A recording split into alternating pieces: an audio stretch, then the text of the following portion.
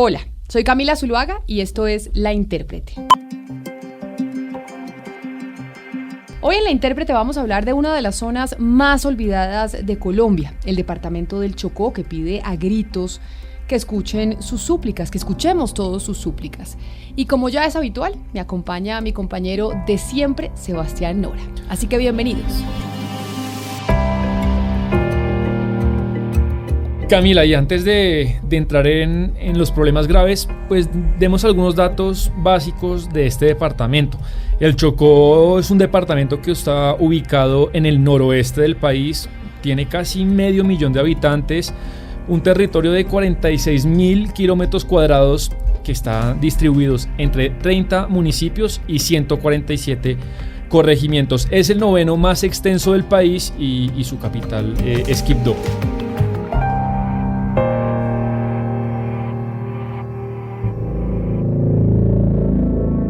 Es frustrante y difícil de justificar que un departamento que limita en el norte con el Mar Caribe y en el occidente con el Pacífico, con un importante potencial portuario y de pesca, que tiene una extensa capacidad de recursos minerales, una riqueza y una fauna y una flora espectacular, sitios turísticos atractivos y un capital humano inigualable, pues tenga semejantes niveles de pobreza y de violencia. El Chocó, Camila, es una joya, y recuerde que además es la selva donde más llueve en el mundo. Sí, siempre está lloviendo. Sí, el Chocó, digamos, y es uno de los departamentos, digamos, con el mayor número de necesidades básicas insatisfechas, alcanzando, según el DANE, el 80% de su población frente al promedio consolidado nacional, que está en el 27%. Es decir, Camila, el Chocó es casi 4 veces más necesitado que el colombiano promedio. Pero además no solo eso, Sebastián, de acuerdo al criterio de pobreza monetaria, el departamento del Chocó es el departamento más pobre del país, con un 61% de su población bajo la línea de pobreza, mientras la media nacional es de 27%, es decir, una catástrofe social la que vive esa región de Colombia. Triplica o cuatriplica pues los números nacionales, y es que pues el Chocó pareciera ser otro país, digamos, un territorio que se quedó congelado en el tiempo y que de verdad no ha sido integrado al tren de desarrollo que Colombia ha conquistado pues parcialmente. Tampoco somos una nación desarrollada, pero ese tren que tiene Bogotá o Medellín pues se quedó por lejos. Digamos, Camila, en una frase, el Chocó es un departamento que está dentro del mapa, pero fuera del país. Sí, así es, y además pues fue titular de prensa hace poco y estuvo en la agenda del gobierno nacional, porque su población, la población del Chocó, no pudo despedir ni siquiera el 2019 en paz. El pasado 31 de diciembre, las 121 familias que habitan un pequeño corregimiento que está ubicado en ese departamento, en el centro, que se llama Pogue, vivieron momentos de terror por cuenta de una incursión armada de un numeroso grupos de las autodefensas gaitanistas de Colombia, que también se conocen como el Clan del Golfo. Y lo que ocurrió, Camila, es pues los colombianos, terminando el año, nos enteramos por la ONG Comunidad Intereclesial de Justicia y Paz, pues prendió las alarmas y por medio de comunicados y digamos llamados en redes sociales alertó sobre la presencia de casi 300 hombres pues que amenazaron y confinaron a esta comunidad a horas de terror, digamos, y 24 horas después pues la población del municipio de Bojayá denunció lo mismo, gente que estaba sitiando a la comunidad.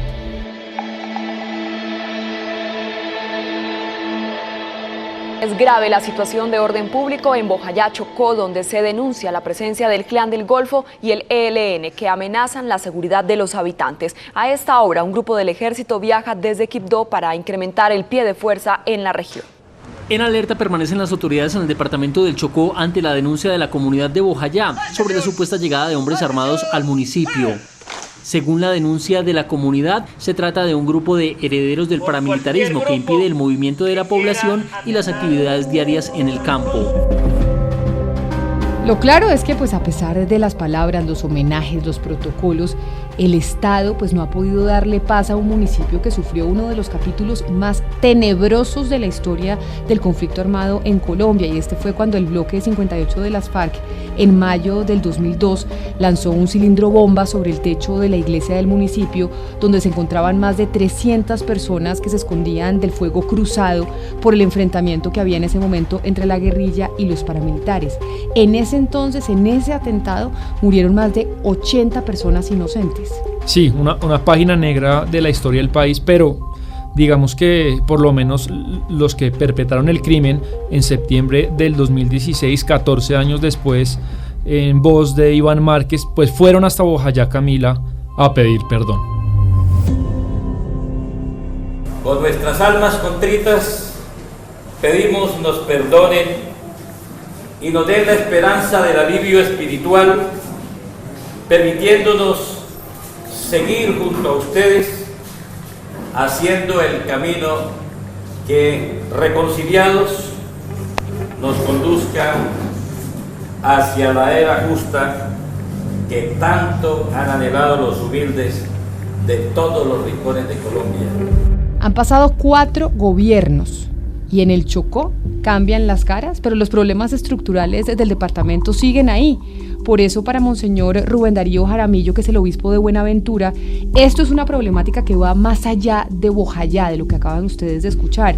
Es una situación compleja para el Pacífico colombiano. Y es la angustia que sentimos todos los habitantes, porque nosotros vivimos aquí en medio de las comunidades, los obispos de toda la región del Pacífico también compartimos los dolores, las alegrías, los sufrimientos de este pueblo que en muchos lugares, recordemos que estamos con la gente de no solo Bojayá, sino también del Atrato, de toda la zona de Urabá, de la zona del Chocó, especialmente las cuencas del San Juan, del Baudó, aquí en los ríos de Buenaventura, tenemos 9 grandes ríos, especialmente en la zona últimamente del Raposo, pero del Naya, en la zona de Nuquí, en la zona de Magüí Payán, en el Cauca. Y gran parte del departamento se encuentra prácticamente sitiado por distintos grupos armados y pareciera que el Estado pues se dedicó a salir al rescate cuando la situación se desborda y es desesperada, no realmente para generar un cambio estructural. Lo que están haciendo o lo que está haciendo el gobierno actual y han hecho los anteriores es que es una dinámica de tapar huecos y no construir un plan integral para el Chocó. Y esto lo que ha hecho es relegar al departamento Sebastián a un abandono permanente. Y es que es interesante, Camila, las palabras de Monseñor, porque digamos lo que vienen haciendo hace décadas es hacer un llamado a, digamos, romper esa relación de dependencia entre el centro y la periferia, en este caso entre Bogotá pues y el Chocó, para que, y él dice, el llamado es, llegó por fin de verdad pues el momento, la hora del departamento del Chocó. Nosotros estamos más que preocupados solamente por una presencia de este conflicto entre el ELN, las autodefensas. Ante todo nos preocupa que haya unas dificultades históricas de condiciones de vida, de falta de condiciones de vida digna y falta de mecanismos de protección para estas comunidades, porque cuando se está nosotros le llamamos la Colombia profunda, en esas veredas a lo largo de tantos ríos hay miles de comunidades que están confinadas porque ni siquiera pueden denunciar, no tienen mecanismos para poder hablar ante las organizaciones, ante los organismos de seguridad del Estado. Están estas comunidades allí al margen de todo tipo de condiciones, de educación, de salud. Sabemos toda esta situación tan difícil. Lo que queremos es expresar que llegó la hora del Pacífico.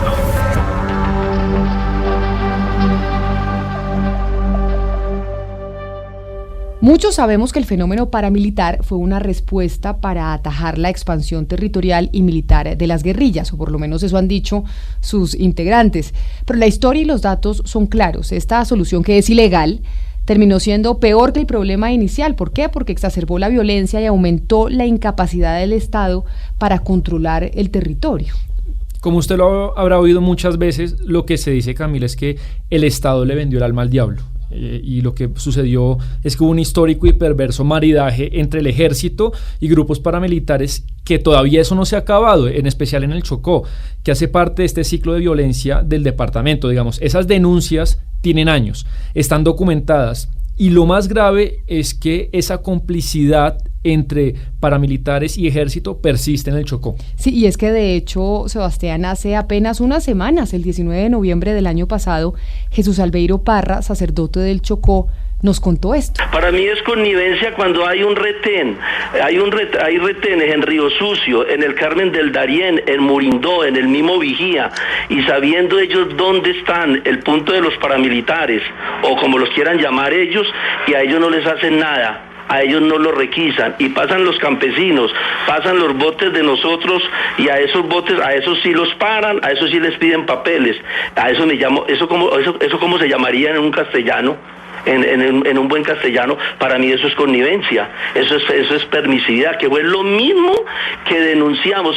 Yo le invito a que busque los archivos de prensa de la ONU, de la diócesis de Quibdó, en el año 2000, 2001, 2002, a decir no estábamos denunciando. En el 2003, en el 2004, en el 2005 le enviamos carta abierta al presidente Álvaro Uribe.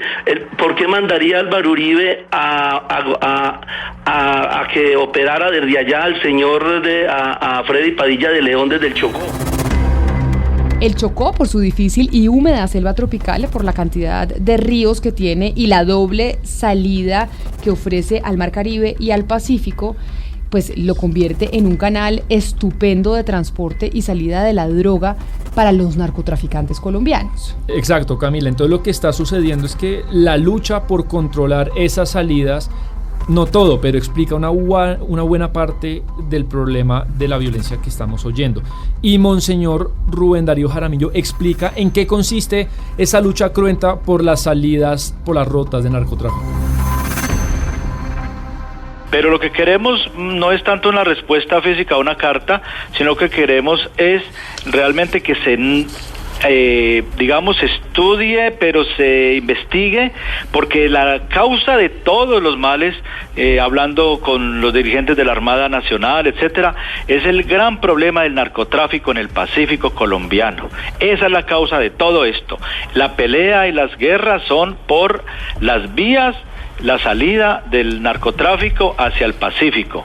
Ese es el interés grande que se tiene aquí, y por eso son estos grandes conflictos, que se mire realmente la raíz del problema tremendo que tenemos de situaciones de narcotráfico y tráfico de armas y de minería ilegal. Esos temas son los grandes, los gruesos, que están trayendo el conflicto terrible en nuestra región. Otra mirada importante es la que da Juan Diego Restrepo, que es periodista de Verdad Abierta y que ha investigado el departamento del Chocó desde hace muchos años.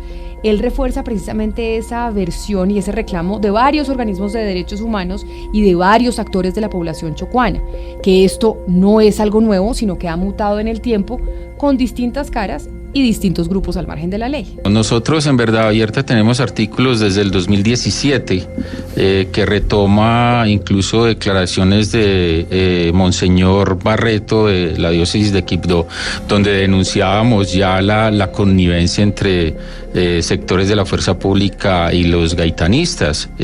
Esas alertas vienen desde más allá, desde el 2015, más o menos desde el 2014, y tienen a nuestro juicio y de acuerdo a lo que nosotros hemos investigado un sentido muy específico.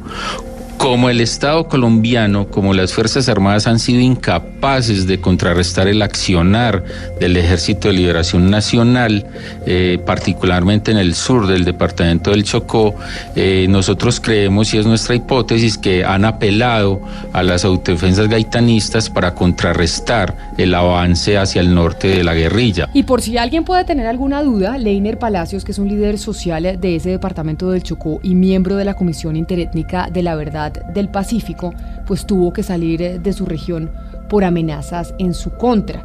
¿Por qué salió? ¿Cuáles eran las amenazas, Sebastián? Camila, Leiner es un líder social que lo vinimos a conocer casi todos los colombianos a principios de año, porque fue a Palacio pues a pelear por su comunidad y a hablar con Iván Duque.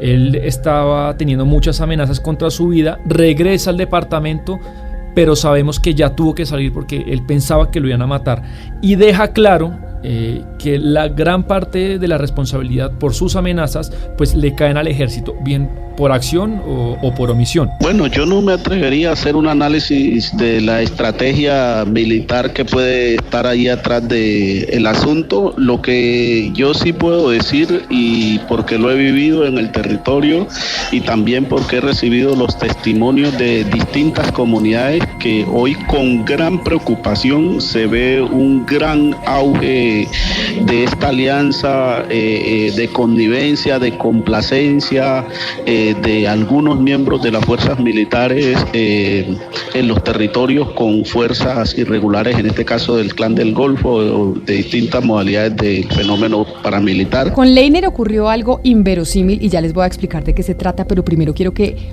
escuchen aparte de una entrevista que le dio al noticiero Noticias 1. Leiner Palacios, líder social chocuano que fue amenazado por denunciar incursiones paramilitares en Bojayá, Chocó, le dio una entrevista exclusiva a Noticias 1 en la que contó que en esa zona del país hay connivencia entre grupos ilegales con el ejército, el confinamiento de las comunidades y su temor por una nueva masacre. ¿Cómo hacen 600 personas para asumir un abastecimiento de comida y una serie de logística y operar en una región que está tan militarizada? Palacios insistió que a pesar de que el gobierno ha asegurado que no hay presencia paramilitar y la situación está en completa normalidad, las comunidades están confinadas porque aún hay grupos ilegales controlando el territorio. En el municipio de Bojayá tenemos alrededor de 7.000 personas en condición de confinamiento. Estamos hablando que están afectadas todas las comunidades indígenas del río Bojayá. Después de esa entrevista, el coronel Darío Fernando Cardona Castrillón, que es el responsable de la Fuerza de Tarea Conjunta Titán, pues al parecer no le gustó mucho la entrevista y le mandó un derecho de petición a Leiner, a este líder social, pidiéndole nombres y datos puntuales de miembros de la fuerza pública que obedecen a las denuncias que él hace. Pues Camila, la verdad esto es para agarrarse la cabeza, porque uno tiene en cuenta el contexto en el que se da estos reclamos de esa población, la asimetría de poder que hay entre uno y otro, y digamos que eso uno se lo toma como una afrenta peligrosa contra Leiner. Digamos, si el propósito era amedrentarlo, pues lo lograron, porque Leiner con ese derecho de petición lo único que hizo fue sentir miedo. Bueno, yo veo con gran preocupación que hoy los pájaros le tiran a las escopetas. Nosotros planteamos como colectivo de organizaciones una denuncia para que se investigue. Sin embargo, hoy el deber de responder a esa investigación, iniciar los procesos, a ver qué es lo que está pasando al interior de las fuerzas militares, es precisamente competencia de las mismas fuerzas militares y los organismos de control. Y me sorprende que hoy el ejército, la Fuerza de Tarea Titán, me envía a mí como ciudadano un derecho de petición donde me formulan que yo entregue los nombres, números de cédula y lugares donde han ocurrido esos niveles de connivencia. Pues yo considero que este es un momento donde con esa actuación se me coloca en mayor riesgo. Si bien el tema del narcotráfico y la violencia son importantes y urgentes, pues reducir la discusión solo a esos dos temas sería un error. ¿Por qué? Porque Chocó es un universo complejo que hay que comprender en toda su dimensión. Llenar el territorio de batallones, por ejemplo, como se ha hecho en algunas oportunidades, pues es una píldora de corta duración. La invitación que ha hecho Juan David Restrepo es ver el problema de manera integral, como debe ser. Pero sí creo que hay que mirar el Chocó de una manera mucho más estructural. Su riqueza, su biodiversidad ha sido, digamos, el motor del interés no solo de grupos criminales, también de grandes inversionistas que han querido entrar allí a buscar oro, que es una de sus riquezas naturales, pero también todo el tema de la madera. Entonces creo que hay que mirar de manera más integral y esa siempre ha sido como nuestra propuesta. Me parece ya en lo personal que reducir todo el narcotráfico simplifica mucho la complejidad del problema, no solo en el Chocó, sino en todo el eje del Pacífico, desde Nariño hasta el Chocó justamente. Y Camila, Monseñor en este sentido aporta un concepto interesante, y es el de incorporar a la discusión la idea de territorio, que no es lo mismo que la de tierra. Es diferente. La relación de una población con su entorno, con la naturaleza, digamos, la relación que tiene la población con sus problemas en un marco complejo, digámoslo, más holístico. El tema más que de tierras físicas es territorio. Y el territorio no son solamente áreas geográficas. Los territorios es una manera de pensar la vida. Es una idiosincrasia propia de esta zona que incluye no solo el tema del agua, el tema del territorio, el tema de la fauna, el tema de la flora, el tema de la cultura. El tema es mucho más amplio y que hay que mirar bien estructuralmente, porque nosotros como iglesia lo que tenemos es al servicio pues de las comunidades. Nosotros estamos trabajando y luchando con ellos. Llevamos históricamente acompañando al pueblo de Dios en educación, los colegios, la parte social. Y a eso que dice Monseñor, por ejemplo, el periodista Restrepo, Juan David Restrepo de Verdad Abierta, que como ya saben ustedes, ha investigado el tema de la violencia en el Chocó, pues ha dicho que algo que hemos comentado muchos, y es que si bien el gobierno de Duque puede hacer mucho más, pues no se puede perder la perspectiva echándole ahora todas las culpas a ese gobierno, pues porque nadie puede alejarse de la realidad, y es que el Chocó ha sido receptor histórico del abandono de todos los gobiernos colombianos. Exacto, Camila. Hay cosas estructurales que vienen de tiempo atrás, no es una cuestión de lo que ocurrió en diciembre y que algún gobierno debe solucionar, y así pues también lo complementa Juan David Restrepo. El problema del Chocó tiene años, décadas de problemas sin atender. Vamos, uno no puede atribuirle toda la responsabilidad al gobierno Duque, ¿cierto? Porque esos son problemas estructurales e históricos. Ahora, ¿qué no ha hecho el gobierno del presidente Iván Duque? Uno sí se pregunta, y nosotros tenemos 6 investigaciones hechas en el último semestre del año pasado. ¿Dónde está la implementación del capítulo étnico del acuerdo de paz firmado con las FARC? ¿En qué estado de cosas está eso? El capítulo étnico, si bien se firmó a última hora en La Habana, es un instrumento que tiene el gobierno nacional para tener las comunidades chocuanas, tanto afros como indígenas.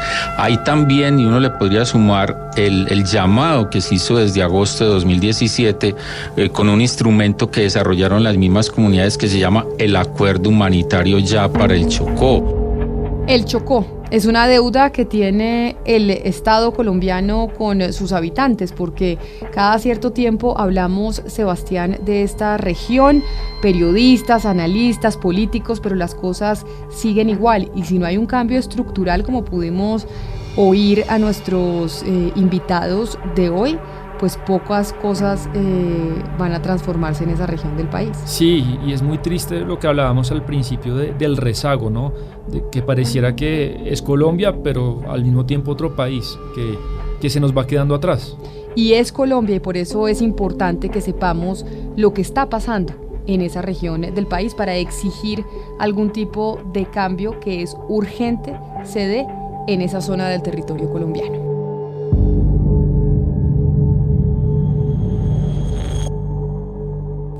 Esto es todo por hoy en La Intérprete. A ustedes 1000 gracias por habernos escuchado, por haber hecho clic en su plataforma digital preferida para escuchar este análisis sobre el departamento del Chocó. La Intérprete hoy se hizo posible gracias a los libretos de Sebastián Nora, a la corrección de estilo de Diana Mejía, a la producción periodística de Jennifer Castiblanco y de David Ferro, y a la producción musical, como siempre, de Gonzalo Lázari. A ustedes gracias una vez más por habernos acompañado. Y ya saben, si les gustó este podcast, compártanlo con sus amigos.